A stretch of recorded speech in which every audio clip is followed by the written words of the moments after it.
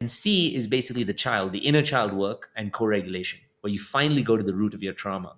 So when people come up to us and they say, "Oh, I've been manifesting the same type of partner over and over again, people who keep like abandoning me or don't know how to show up for me, or I can't be emotionally vulnerable," we first bring the awareness to them that this exists, that it's a pattern. It's so funny, Ian, you won't believe that most people would have been going through the same thing for 30 years and don't even recognize it's a pattern, because their survival mechanism just takes them through the same thing again and again and again, because that's what they know. So the first thing is bringing the awareness to it.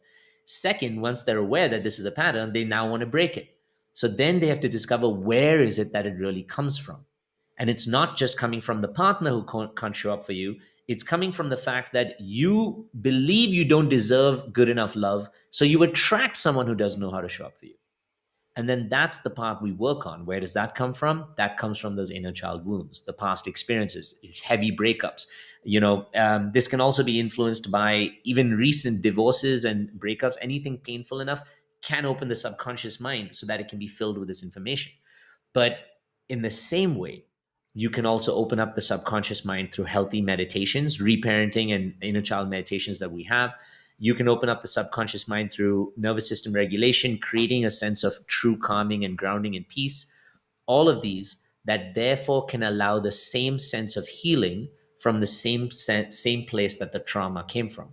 Now, if you meet the wound with the solution, or with the let's call it the healing tonic right at the wound, then the way you show up in your present life absolutely changes. And that's what happened to me and what I had to go through. That really hit home just now, because that's one of my questions. Was about, why do relationships bring up, when they break up, why do they bring up such immense, complex emotional feelings? And it's almost like it gives you a kind of insight to who you truly are. Because when I broke Yeah. up with my first love, this was like after having a terrible relationship with an absolute arsehole. I know that now, but at the time I was in a small village. It was the only person I knew, etc., etc. So that was my idea of love. So suddenly this girl was smoking and she hot, and we did everything together. We had laughs, and she seemed to truly love me, and I was like, that's amazing. And then I met somebody else who said the reason we I interviewed a coach.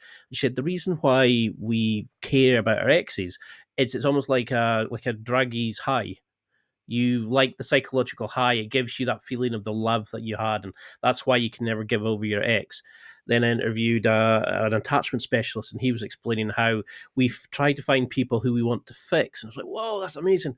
And now you're explaining it, how we find the people that we're attracted to, because we're not dealing with our issues.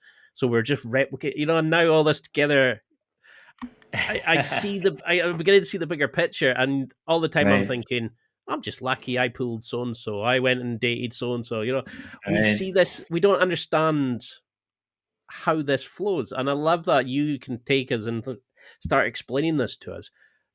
So is that the Yeah. kind of behaviors you see as doing? It's the promiscuous sex, the drink, the drugs, the fighting, the like misbehavior at work, or you know what kind of things do you see when we're not aligned to our true selves, or we're not dealing with the issues? Right.